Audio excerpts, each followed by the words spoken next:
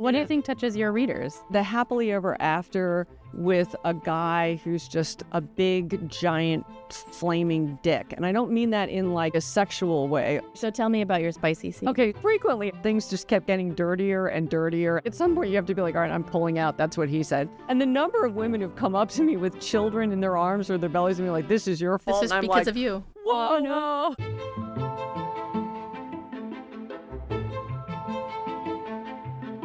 Hi, I'm Hannah Broughton, executive editor at Gallery Books. I'm joined today by #1 New York Times bestselling author, J.R. Ward, author of Lover Forbidden. Thank you for joining us on The Right Reasons. Thanks for having me. Okay, so I love talking to you. I love you like it's my job, except it also is my job. I feel like I never get to just sit down and talk to you. I know, about because all we're of like the always things that I want to know about your life. Yeah. Oh, no, I'm boring. No, you're not boring. Like, oh my God, I'm the most boring person in the world. Because you have so many interesting takes on being a writer and how your writing process goes. Like you say, you've gone viral online for lots of different ways of the way that you write and how you sort of come to find your stories. So like, can you talk about how, like what your writing process is? Well, I'm basically a secretary. So I have pictures in my head. As I've told people before, I have pictures in my head. And so my job is to take these pictures and put them in like a chronological order or an order that makes like sense in terms of like emotional highs and lows. And then all I do is just transcribe what I'm seeing. And if I do my job correctly, when someone reads those words, they can approximate like what I'm seeing in my head. And it's the kind of thing where I'll have a scene and there'll be 3 people in it and I can watch out of one person's eyes. And then I can play the scene back, watch from another person's eyes, and then play the scene back again. And I can do omniscient shit and like pull back and like observe everything.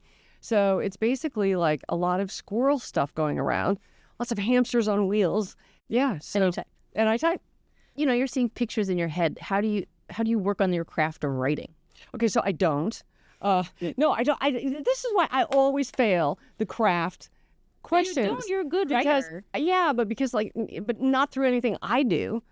Like I don't like. So there's some people that like craft their books and like, okay, this is our main character, this is our conflict, and this is our credible surprise at the end, and blah blah blah blah blah. And I don't have control over any of it. I don't know how. I don't know where it comes from. I don't know what I'm doing. A lot of people blame me, for example, for killing Wellesley in the Black Dagger Brotherhood series. And that's just what happened, you know? Yeah. So it's funny because I am a very disciplined person. So it's like up at 5, work for 2 hours, get the girl off to school, and then like back to work, then run at noon, and then work until dinner. And then obviously if it's a deadline for you, like I'm working until like midnight, 1 o'clock, 2 o'clock, whatever. I'm very disciplined. So it's this weird duality where the craft, I guess, part of it, I have no control over whatsoever. But the actual mechanics of it, I'm very disciplined. Yeah, you are. So for anybody who hasn't seen or read like what you do and the books that you write, like how would you tell a stranger, like, this is the kind of book that I write? This is the Black Dagger Brotherhood. I would tell them to not waste their time on it, that is hours of their lives they won't get back. Yeah. No, I mean, it's just, here's the thing, like, just because someone knows me, like, I always feel very badly. Reading is very subjective, and it's often a very private thing, what a book connects to a person. So I'm often disarmed by that inquiry because I don't know what's really going to touch them. Well, what do you think touches your readers? What do you think they love? I think they love the alpha male kind of like the happily ever after with a guy who's just a big, giant, flaming dick. And I don't mean that in like a sexual way, but I mean, I think that they tend to like the male characters. Yeah. I would say that's what they, and because you want to have like high stakes and stuff, the world itself is very dangerous, and there's lots of like fighting, and there's wars, and there's like conflicts among groups of people and stuff. So amongst all that chaos, I think it's that fundamental connection between like a hyper masculine toucher and you'll die kind of guy, and then the woman that kind of comes in, or the female that comes in. And where did you get your start as a writer? So I was 7 years old, and I wrote a story called George and the Dragon. And I was actually out to dinner last night with my agents. They were like, wait, we can sell that. And I was like, okay, no, we're not going to whore out my Talk to Simon kids. Yeah. Right. No, they're awesome. So I think it's just like what my brain does. So like from a very young age, I always had pictures. I always had like this fantasy life, like behind the scenes. And I figured there'd never be any chance I would be able to make a living at being a writer. And my mom was like, you should try and give this a shot. And I was like, no, mother. I must go to law school so that I can make money. So then I went to law school and I went to work in some of the big medical centers in Boston. And on the side, because I have no life and I'm very socially awkward, I would stay home and I would type and I would write these stories because it made me happy. It was something for me to do. And then my boyfriend at the time, who I later married, was like, this is an actual book. And so I was fortunate enough to get picked up by my first agent and sold a couple of books and then probably got my ass fired because the books were critically well acclaimed, but they weren't selling. And this is a business, you know? And then it was at that point when my next agent said, you have to think, what is a Jessica Bird book? It's all well and good to try and be Nora Roberts, but who the fuck cares? Because Nora Roberts is already being Nora Roberts better than anyone else can be Nora Roberts. Okay, that math, I should have figured that out. And so I just sort of sat there and I really thought, well, what do I want to do? And I decided, I guess I want to fuck some shit up with some guys in black leather. How would you describe a Jessica Bird? Well, I guess a J.R. Ward book. My thing is I love the world building. I like the power struggles. I like the fighting. I like the bromance. Yeah. I'm way into the bromance. The banter, Yeah. And like I love the humor part of it. So again, I always feel like I'm just the first reader on these things. So like I figure if I'm laughing or I'm crying or I'm like whatever, then if I do my job, the reader will too. Yeah. What are some of the standout books that you feel like, oh, this was just like the book of my heart? Okay, so I don't know if there's allowed to talk about passion books on this. So yeah, I was gonna say. Awesome. You've gone viral for seeing these characters come to life. They walk out and it's like, oh my God, the people who have been living in my head for 20 years. So I have for the last, so Dark Lover came out in September of 2025. So we're coming up on the 20th anniversary of it. And throughout probably the last 15 years, like probably about 4 to 5 years into it, I would get these inquiries from Hollywood about doing the Black Dagger Brotherhood either as a movie or a series or whatever. And I always had this sense that like the readers and fandom would like hunt me down if it were not done properly. And so it took 15 years to find the right partner. And Tosca gave me script approval, casting approval, and director approval. Obviously her, And so being intimately involved and making sure that like the scripts had the classic lines that people were looking for, and that the people that we chose to be those actors, to be those people, like didn't just physically look like them, but like embodied the vibe, And I think that is so important because the series exploded and like they crashed Passion Flicks, like the platform, like every time. The episode, and you know what I love about the fandom? I have to say something about the Black Dagger Brotherhood fandom, which is like they are the most wonderful people ever. They've changed the course of my life. They've found their own relationships in and among themselves, and they're just amazing people. And I don't know any other group of people that could sign up for a fucking streaming service, and instead of being pissed off when it crashes, they're like, we did it! We brought it down again! And I always picture like Passion Flicks having all these lovely people, the Passionistas and stuff, and then this like horde of army of like, people with their like pitchforks and their vampire, stuff come running in. And so one of the things that really fucked me up was even though we all agreed it was obvious who we were going to cast. Like I saw like 6 or 7 auditions for each person, but like we all knew it was a standout. Each one of those the people that we got to play these roles were our first choices. And even though I picked out the contact lenses and we went back and forth and we dressed them and I knew the actors and I had even seen like snippets of their voices or like, whatever. And I swear to God, that is like when you look at Wrath, like I walked out on that porch and I didn't know what to expect. I was like, uh-oh, what if I don't like it? Like, what if it doesn't like whatever?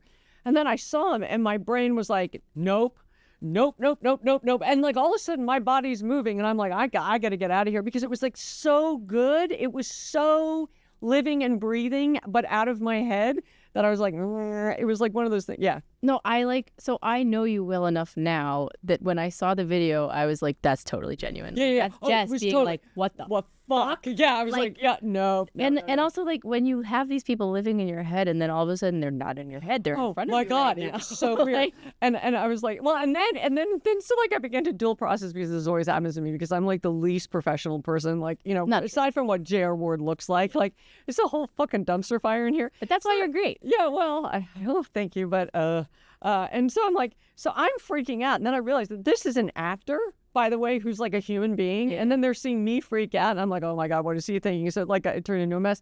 And so we added up all of the views between TikTok and Instagram, and it's 11 million views. It's just like, it's crazy. No, somebody else was telling me that one of their friends had seen it and was like, who is this lady? Yeah. Well, and that's what's so interesting about between the going viral stuff. So also at ApollyCon. Okay, I go to fucking ApollyCon. So I don't do other events other than my own, not because I'm a narcissist, but because I can't travel very well. So Jennifer Armentrout is like a huge friend of mine, and we had actually planned on me going to ApollyCon right before COVID hit, right? But then we shut that shit down, you know? And so I hit her up because I was like, well, you know, maybe I should go. And she's like, come this year. I was like, okay. So I had no idea. And I figured, I'm going to be a has-been because like these are all younger crowd, very romantasy, like whatever. So of course I go up the first night and I like embarrassed myself in front of everybody. So like I knew that they were going to ask us questions. And so Liz Berry asked a question that was like, oh, you know, where do you get your inspiration or something like that? And I looked at her and I was like, oh, Liz, fuck you. You know, like, come on, she's known me for like years and years and years. So I'm like, you can do better than that. And she's like, no, it's their question. They want to know. Yeah. So I embarrassed myself and that went totally viral, which was hysterical. I totally embarrassed myself. Well, it's also honest, you know? Yeah. And also, you've written so many books. Like you have gotten to do something that so many people don't get to do. And everybody is always curious, like why and how, and like how do you do it and how do you keep going and like what are your inspirations? And I know, but I just embarrassed myself, you know? So what happened? It's fun to see. Yeah. And so then what happened was because I acted like a complete jackhole, people are like, oh, anything can come out of her mouth. Oh, yes. We've got to go to her panel the next day, which happened to be Gallery's monster panel. Okay, so I'm supposed to show up because I want to support Gallery because I'm like a Gallerina and I'm like, you know, go team, right? So Carrie Farron, who's fabulous, meets me and she's like, you know what? And I was like actually not really looking forward to it because I was like, I don't do well on panels. Like I can't sit still. First of all, I'm like, I can't sit still. And second of all, like, no offense, I panels are wonderful, but I think that it's much more fun for people to be really involved, like in the audience and stuff. So she goes, I'm going to let you MC this. And I was like, oh, I got another fucking mic. But I didn't know what the panel was for. Yeah. So I got my dinosaur ass paddled by this next generation of spectacular authors, but they are writing about shit that was like, oh my God. I watched your head explode a little. Oh my God, no, it totally did. And I was like, and as I said in the middle of the panel, I was like, I never thought that the Black Dagger Brotherhood would be the literary equivalent of the missionary position. No one's chased. It's yeah, no, I know. Yeah. I was like, holy Moses. But I thought that back to the going viral stuff, I have had so many people who are younger saying, I didn't know about you and your books. And since as booksellers and as authors, we want people to just read and connecting with readers and helping readers find the books that touch them. So your question earlier about like, how do I get people to read my books or whatever? And it is always an awkward question because I don't want to like publicize myself. I get embarrassed about it. You know, I'm more than willing to embarrass myself over dropping the F-bomb everywhere, but oh, God forbid I talk about my books and try and sell something. But I just love TikTok. I love book talk because it is what independent booksellers are doing and what all booksellers are doing, which is hand selling like, hey, I love this book. This is what it meant to me. Try it. And that's, bringing new eyes onto our series, Yeah. And there's so little space now to find books. Yeah. It's such a wonderful, like, direct I totally consumer. Agree. And also, everybody who's ever met you. So we haven't worked together for your whole career. We've only worked together for 5 years. Yeah. I was going to say it only feels like a lifetime for you. No, it feels it's flown by. It's flown by. But everybody I talked to before meeting you and then after meeting you, watching other people meet you, the consensus is just to know you is to love you. Oh, to I'm very grateful. You only have to get in front of anybody, and then they're instantly on the J.R. Ward train. Like, they're like, who is But this? see, here's the thing, and I'm going to be real honest right now. I have no idea why I was allowed to have this career. I have no idea why the Black Dagger Brotherhood works. There are hundreds of thousands of better authors than I am, better fucking writers. And there is an alchemy, there is a lightning in a bottle, there is a luck thing that what happens to spit out of my brain connected with a large group of people. And it doesn't, I think part of the reason why I am so honestly thrilled to do events and honestly thrilled to meet readers and meet, more of the fandom and support the fandom is because I have the gratitude of the unexplainable. Like, I don't understand why I got to do this and why I still get to do this. Do you have any idea? No, I really don't. Like, you don't have any sort of like fan feedback where you're like, oh, I think this might be? No. Because here's the thing. I read this. I'm being honest with you. Like, I pick up I'm like, this is a piece of shit. You're like your own like harshest critic. I go through and I'm like, okay, I could do better here. I could do better here. It's like this constant, like, I'm never satisfied. I always want to do better. I want to do right by you. I want to do right by gallery. I want to do, like, I want everyone to be happy, everyone to get what they need. And that's my orientation to the world because I can't explain it. I feel like I have no control over it. So the only thing I can do is express gratitude. Yeah. And that's not bullshit. I mean, that is for real. Because I really am so grateful because I get to do what I fucking love. I go to work, okay, and make my living in a pink fucking bathrobe with my dog. Like, there's this work from home bullshit. Yeah, that's my whole career. You've been doing that for a while. I feel very lucky. I feel very, like, I get to work with you. Like, I mean, come on, you're fucking awesome. It's very nice of you. Like, I get to work with all of these people that I love at, like, gallery. Like, I love everyone at my publisher. My next question was going to be, like, what are your favorite and least favorite parts of being an author, being a writer? Oh, that's interesting. I have no least favorite parts at all. Oh, that's great. Even the worst fucking day, like, oh no, wait, actually, fuck that. I do have a thing. So I am very touchy about deadlines. I have to make deadlines. I get really anxious if I don't make deadlines. And one of the single worst moments of my entire career was the day you called me. I think it was like a call or an email, and you're like, okay, hey, we usually hear from you. When's the manuscript coming in? And I blanched because I was like, what manuscript? Like, oh what? My God, I remember that? Yeah, remember that? Yeah. I want to say it was like unclaimed. I don't know what you're talking about. I don't have a book due. Yeah, no. And I was like, I have 2 weeks. And what had happened was that we had like revised some contract, like whatever, and it was like 2 weeks, and like I was going for like the future deliverable dates and stuff.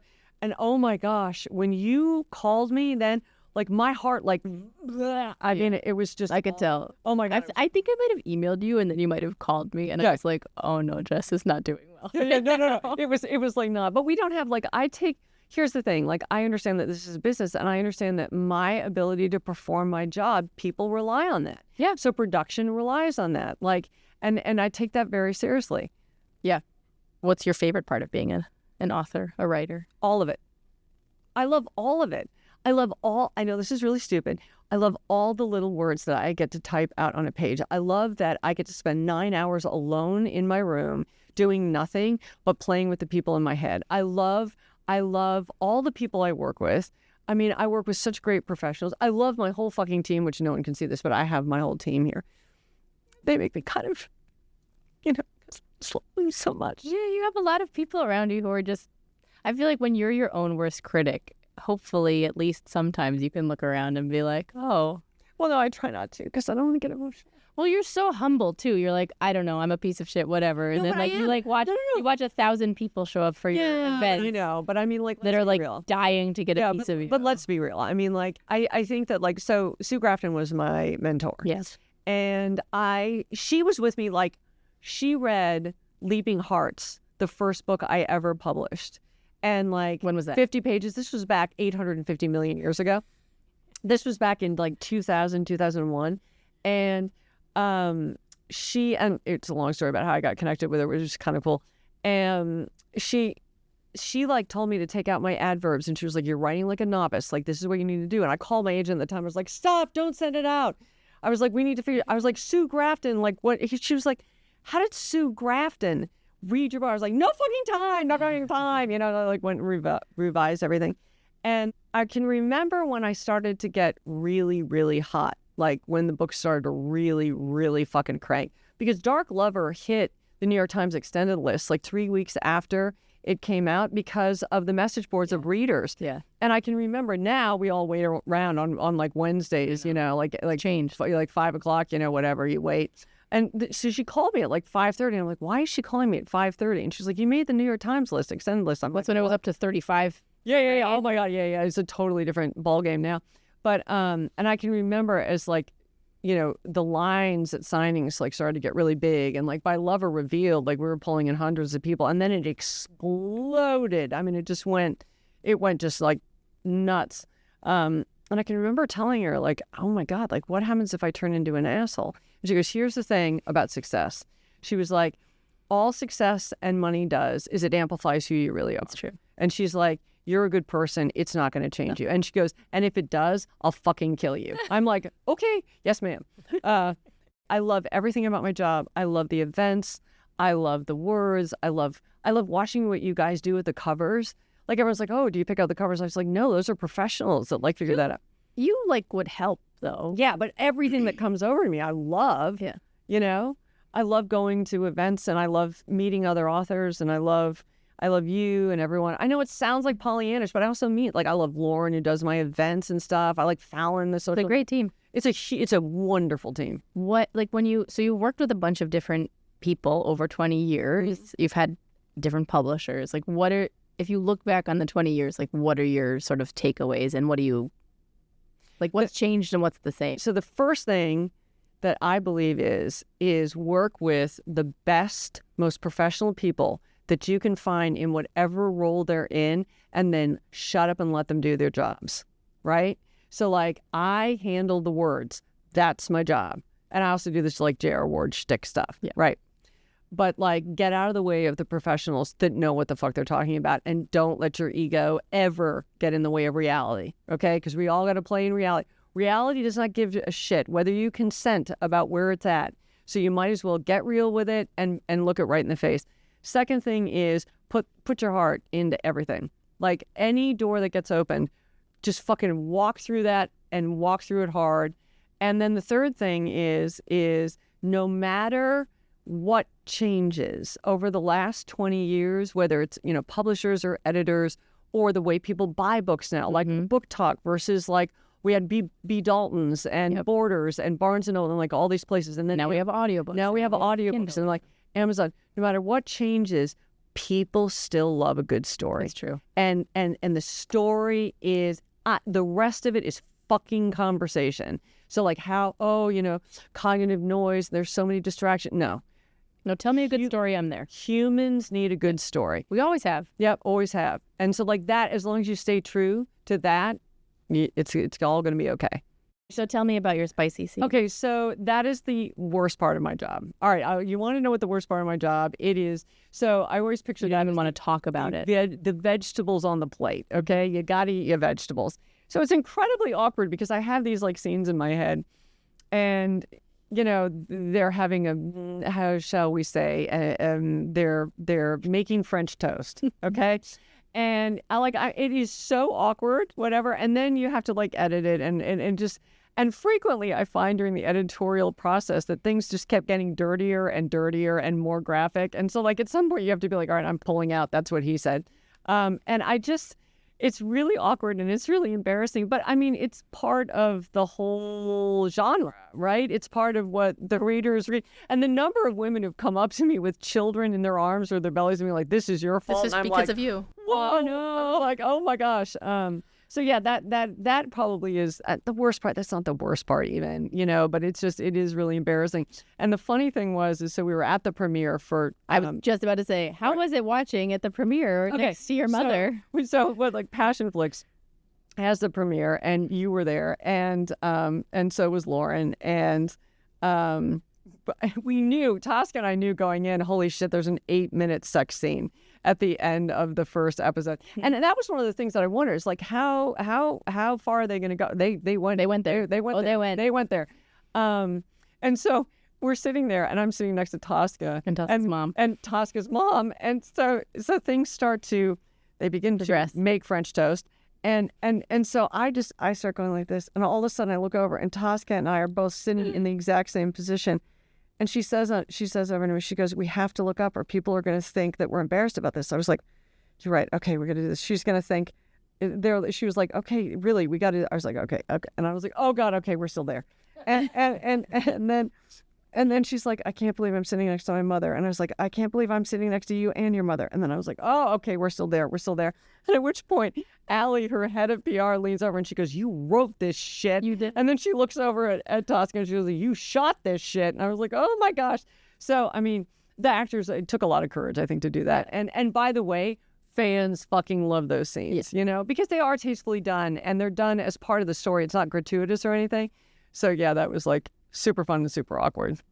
I saw you and I was like, oh my gosh, I don't think Jess is doing it. Well, and here's the thing, I'm not cool enough to write these books. Like, I am a postmenopausal little white lady with a flat ass. Like, I am not cool. I don't have tattoos. Like, I don't know. That's what's so funny is, like, when you try to marry who I am with, like, the content of my books, like, it doesn't like match at all. But it's just like, what kind of happens. What are you looking forward to with Lover Forbidden? Okay, so one of the things that I love about Lover Forbidden is I went hard into the fantasy shit. There is some magic at the end of that book and the way it all resolves. And I was like, you know what? I'm just going to fucking go with it. So it has a new element, I feel. And no, I wasn't doing this as part of like trying to go with the Romantasy trend. It was what was going to happen in the books anyway, because there's just some magical shit that happens. And I love the freedom to write the scenes where I'm like, okay, we're going to blow up this frozen fucking lake right now and shit is going to happen and things are going to come down from the sky. And like, I think the ability to just say like, all right, this is where the pictures went. The other thing is I love Davina, who is one of the Neimans, and sort of like updating her and stuff. And also, I mean, who doesn't love like a sexy construction worker? I'm just saying. I mean, like, that doesn't suck. Yeah. So now can I ask you a couple of questions? Oh, yeah. Okay. All right. I'm actually surprised we've gone this long. Yeah. Well, I mean, I was trying to make a good impression. Okay. So one of the things that I love about is when you came on board with Simon & Schuster, I can remember Jen Burstrom was like, oh, okay, and then there's this vampire author, and you didn't come out of like a paranormal kind of thing. And I can remember we had kind of an awkward conversation, I think, like over the telephone, and stuff. And then when I met you and I just saw you and I realized that you're just like a really good human being who like really loves your authors, really cares about books and cares about your, like, it's a job but a calling in some ways. And like, I just loved my favorite book that we did together was the St. Ambrose School for Girls. And I feel like that was, because here's the thing, the Black Dagger Brotherhood, to come in after like, at that point it was like, 18 books plus all the side stories and stuff. I mean, it's just a lot. And I have a research assistant. It's just really hard to like, and also like, I know what my audience wants, like, after all these years. But what I loved about the St. Ambrose School for Girls, it was a book of my heart and it was a mystery, and you come out of mystery.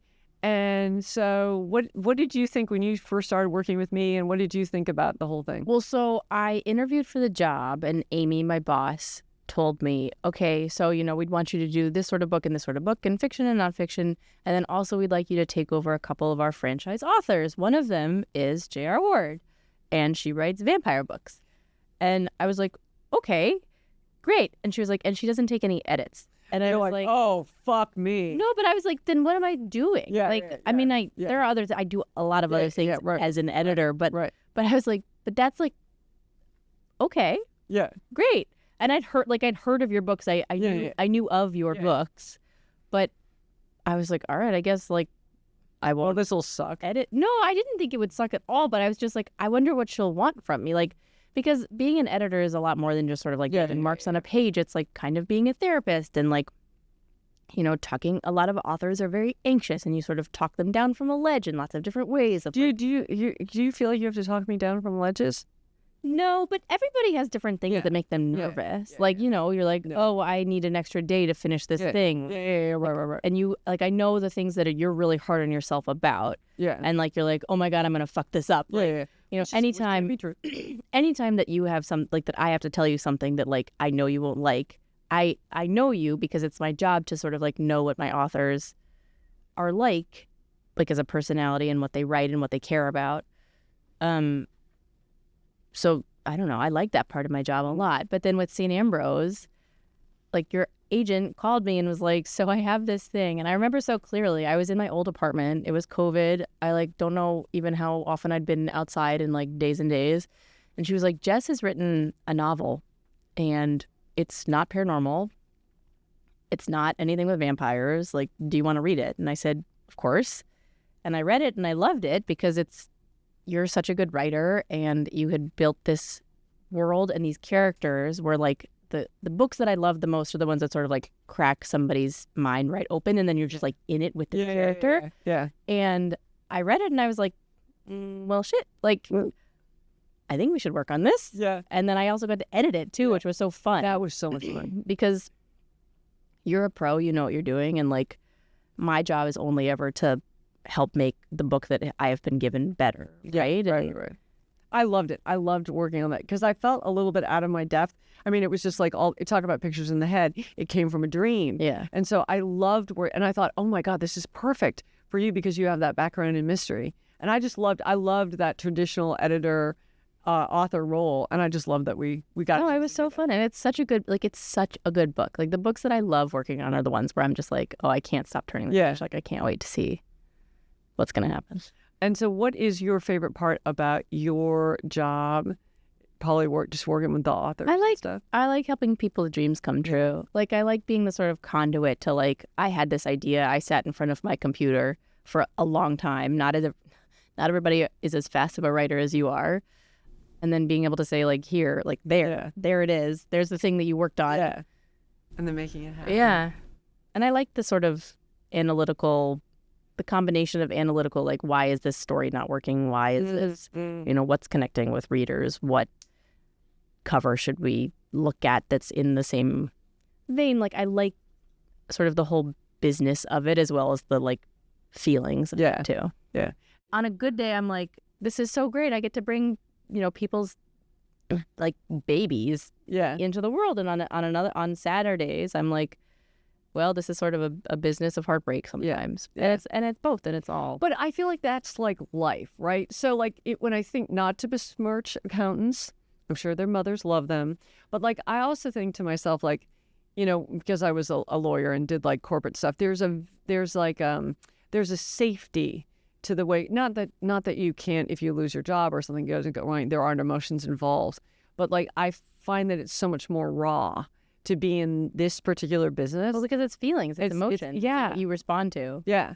And I would much rather have this I'd rather walk that tightrope and live on that live wire. It's way more fun. Yeah. It's way more, it's not just a balance sheet of something. And also you can tell stories of oh, I loved this book, but it didn't work because of this. Or I loved this book and everybody thought it wouldn't work. And then actually it did. Because what I responded to when I read it was real. And it was something that people really.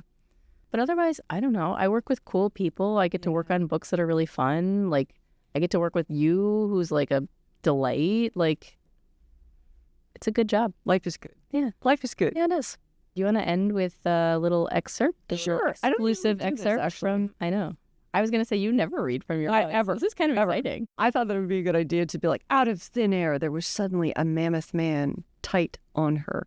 He grabbed her waist, spun her off her feet, and curled his massive body around her in a protective tuck. The crash was so loud her ears rang, and there was a whoosh of cold air with all kinds of debris falling like weird snow. After that, just breathing, hers, his. She took a deep breath. "Are you okay?" the man said in a low, deep voice, which was oddly quiet. Before she could respond, a glow surrounded them like something in the universe had preordained both the near miss and their meeting. Nah, it was just a delivery truck, fishtailing while it tried not to run them over. It was then that the man started to straighten, and there was also some cursing. Then again, he was holding the entire billboard off them, as well as half of its ugly duckling strands of scaffolding with one arm. I like it. It's good.